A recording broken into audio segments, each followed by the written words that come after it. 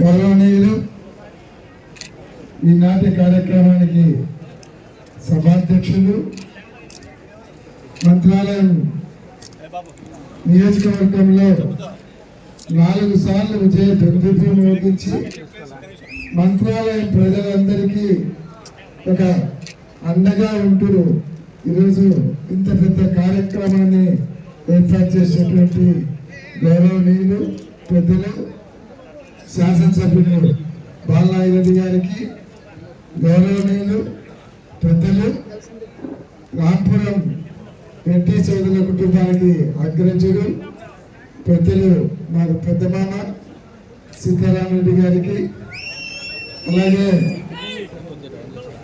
ఈరోజు జిల్లా వైఎస్ఆర్ కాంగ్రెస్ పార్టీ ఉపాధ్యక్షులు ప్రదీప్ రెడ్డి గారికి, జిల్లా మహిళా అధ్యక్షురాలు శశికళ గారికి, వేదిక మీద చాలా మంది పెద్దలు ఉన్నారు. చాలా వీళ్ళందరి పేర్లు చెప్పాలంటే చాలా సమయతుంది. మీకు అందరు కూడా బాగా ఆకలి అవుతున్నట్టు మాకు కూడా అర్థమవుతా ఉంది. వాటి వేదిక మీద ఉన్నటువంటి ప్రతి ఒక్కరికి కూడా పేరు పేరున హృదయపూర్వక నమస్కారాలు. అదే ఈ కార్యక్రమానికి త్వరలో వచ్చి రాంపురం రెడ్డి సోదరుల కుటుంబానికి మేమందరం కూడా అండగా ఉన్నాము, ఇంకా రాబోయే కాలంలో ఉంటామని వచ్చేసేటువంటి అశేష కార్యకర్తలందరికీ పేరు పేరున హృదయపూర్వక నమస్కారం తెలియజేస్తాను. చాలా విషయాలు నాకంటే ముందు మాట్లాడిన వాళ్ళందరూ కూడా చాలా విషయాలు మాట్లాడడం జరిగింది. చంద్రబాబు నాయుడు గారు ఎటువంటి హామీలు ఇచ్చారు, ఎటువంటి హామీలు ఎదురుగొట్టాడు అనేటువంటి విషయాన్ని కూడా పెద్దలందరూ కూడా మాట్లాడడం జరిగింది. కానీ మాకు అర్థం కాని విషయం ఏమంటే, మనకు సూపర్ 6 అని గట్టిగా చెప్పారు. సూపర్ 6 కాకుండా 143 హామీలు ఇచ్చారు. ఆ 143 హామీలు పక్కన పెడితే వాళ్ళు పొద్దున్న లేసి కలవరించేటువంటి సూపర్ 6లో మనకి అందించారు. సూపర్ 6లో మొదటిది నిరుద్యోగులకు నిరుద్యోగ వృత్తి ఇచ్చామన్నారు. 3,000 చొప్పున సంవత్సరంలో ఇచ్చారా? ఎవరికైనా వచ్చాయా? తర్వాత రైతులందరూ కూడా రైతు భరోసా కింద ఒక్కొక్కరికి 20,000 ఇచ్చామని అందరూ రైతులు ఉన్నారు. ఎంతమంది అకౌంట్లో ఉన్నాయి? వచ్చాయా మీకు అందరికీ? దాంతోపాటు మీ ఇళ్ళలో ఉన్నటువంటి మహిళలకు 18 సంవత్సరాల దాకా వాళ్ళందరికీ ఒక్కొక్కరికి 15,000 చొప్పున 18,000 ఇస్తా అన్నారు. ఎంతమంది మీ ఇళ్లలో మహిళలకు వచ్చాయో మీరే చెప్పాలి. అలాగే 50 సంవత్సరాలు దాటేటువంటి ఎస్సీ, ఎస్టీ, బీసీ మైనార్టీలందరికీ నెలకు 4,000 చొప్పున పెన్షన్ ఇస్తామన్నారు. 48,000 వచ్చింది సంవత్సరానికి. వచ్చిన వాళ్ళందరూ ఎంతమంది ఫ్రిడ్జ్లు కొన్నారు, ఎంతమంది మోటార్ సైకిల్ కొన్నారు ఒకసారి చెప్పారు. మీరు అందరూ కూడా కొన్నారా? అంటే చాలా మోటార్ సైకిల్ ఉంటే మీకు అందరికి 48,000 వస్తే కొన్నారేమో అనుకుంటున్నాం. ఈరోజు ఇవన్నీ ఇవ్వలేదు, కానీ సూపర్ 6లో అన్ని ఇచ్చామని చెప్తున్నారు. ఇదే కాకుండా ఒక పెన్షన్ మాత్రం ఇచ్చామని చెప్తున్నారు. అది కూడా ఒక సంవత్సరంలోనే 4.5 లక్షల మందికి ఖర్చు చేస్తున్నారు. నిన్న తల్లికి వందనం కింద ఎంతమంది పిల్లలు ఉంటే ఎంతమందికి అన్నారు. అది 85 లక్షల మంది విద్యార్థులు ఉంటే కేవలం 54 లక్షల మందికి ఇచ్చినారు. అందరికి ఇచ్చినామని చెప్తున్నాం. అట్లా మొత్తం ఇచ్చేసినాను. ఎవరైనా అడిగినారంటే, ప్రజలు అడిగినారంటే వాళ్ళ నాలుక మడత పెడతానంటున్నారు. అలాగే వైఎస్ఆర్ కాంగ్రెస్ పార్టీ నాయకులు ఎవరైనా కార్యకర్తలు ప్రశ్నిస్తే తాట తీస్తానంటున్నారు. అంటే బెదిరించాలనుకుంటున్నాను. నేను చంద్రబాబు నాయుడు గారిని అడుగుతున్నాను.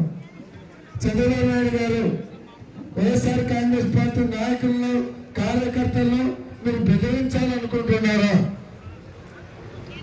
అంటే మీరు పెట్టే కేసులు కానీ మీరు చేసేటువంటి దౌర్జన్యాన్ని కానీ మీ వెంట్రుకు కానీ చూసి ఇక్కడ ఉన్నటువంటి వాళ్ళందరూ భయపడతారనుకుంటున్నారా? కానీ ఒక్క విషయం గుర్తుపెట్టుకోవాలంటున్నారు, ఇక్కడ ఉండేదంతా కూడా బాలనాగిరెడ్డి గారి సైన్యం, వైఎస్ జగన్మోహన్ రెడ్డి గారి సైన్యం. వైఎస్ జగన్మోహన్ రెడ్డి గారు మీరు ఈ భారతదేశంలో 2012 వరకు ఏ నాయకులను చూస్తే పెద్ద పెద్ద దేశ నాయకులు కూడా భయపడే వాళ్ళు.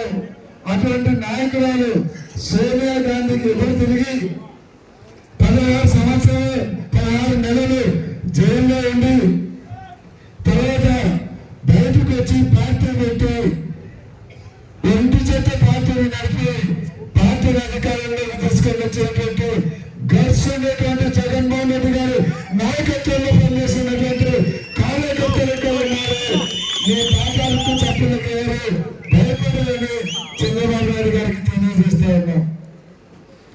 ఈరోజు మీరేదో గవర్నమెంట్ ఉందని, నేను 4 సంవత్సరాలు ఉందని తెలుగుదేశం పార్టీ నాయకులు ఎదురుగా పడతా ఉన్నారు.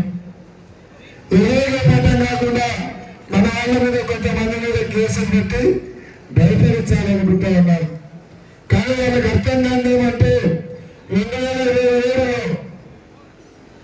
జనరల్ ఎన్నికలు రాబోతున్నాయి. వాళ్ళ సంబరాలను కూడా 2 సంవత్సరాలు మాత్రమే.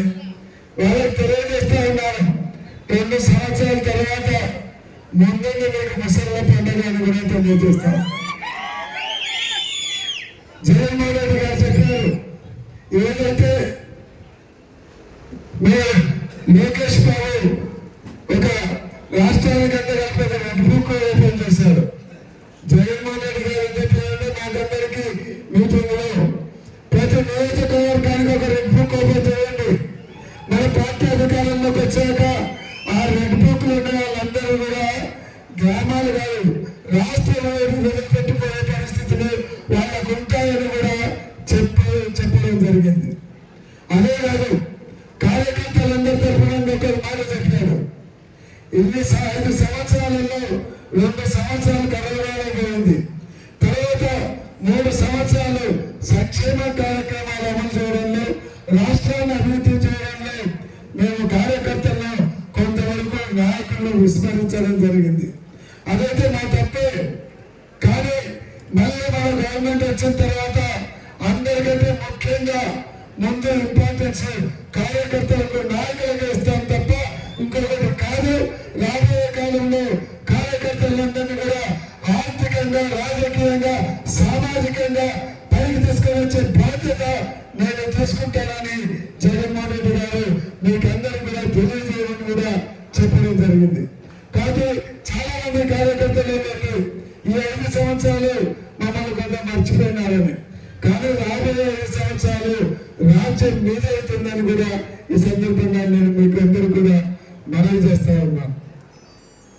అంతేకాదు ఈరోజు ఏదైనా కేసులు వస్తున్నాయి, కేసుల గురించి కొంతమందికి భయం ఉండొచ్చు, ఇక్కడ లాయర్లను పెట్టుకోవాలి ఖర్చులు అవుతాయని. మీకు లోకల్ ఉండేటువంటి సమస్యలకైతే బాలనాగిరెడ్డి గారు, రాజ్పురం సోదరులందరూ కూడా మీకందరికీ కూడా కొండంత అండగా ఉండాలి. దాని గురించి ఆలోచన లేదు. ఏదైనా జిల్లా స్థాయిలో మీకు కోర్టుల ద్వారా ఏదైనా సమస్యలు ఉన్నాయి, మీకు బెయిల్ పిటిషన్ కానీ ఇంకొకటి కావాలంటే జిల్లా స్థాయిలో ఒక లీగల్ టీంను ఏర్పాటు చేయడం కూడా జరిగింది. కాబట్టి దాదాపు 10 మంది లాయర్లను పెట్టాం. మీకు ఎవరికైనా జిల్లా కోర్టులో పని ఉంటే ₹1 ఖర్చు లేకుండా మీ కేసును పరిష్కారం చేసే బాధ్యత జిల్లా తెలుగుదేశం జిల్లా పార్టీ తీసుకుంటుందని కూడా ఈ సందర్భంగా మీకు తెలియజేస్తా ఉన్నాను. అంతేకాదు హైకోర్టులో ఏదైనా మీకు సమస్య వస్తే హైకోర్టులో కూడా మీకు ప్రాబ్లం ఉంది, అక్కడ కూడా మీ కేసులకు పరిష్కారం కావాలంటే ఒక్కసారి బాలనాగిరెడ్డి గారితో ఒక ఫోన్ విజయవాడలో ఉన్నటువంటి మన లీగల్ టీం మనోహర్ గారు ఉన్నారు, బాలనాగిరెడ్డి గారితో ఒక ఫోన్ చేపిస్తే హైకోర్టులో కూడా మీకు ₹1 ఖర్చు లేకుండా మీ కేసులు పరిష్కారం చేసే బాధ్యత వైఎస్ఆర్ కాంగ్రెస్ పార్టీ తీసుకుంటుంది. ఆ ఏర్పాటు ఎప్పటికీ కూడా జగన్మోహన్ రెడ్డి గారు చేశారని కూడా ఈ సందర్భంగా నేను మనవి చేస్తున్నాను. కాబట్టి ఎవరు ఎక్కడ కూడా ఎవరికి భయపడాలి.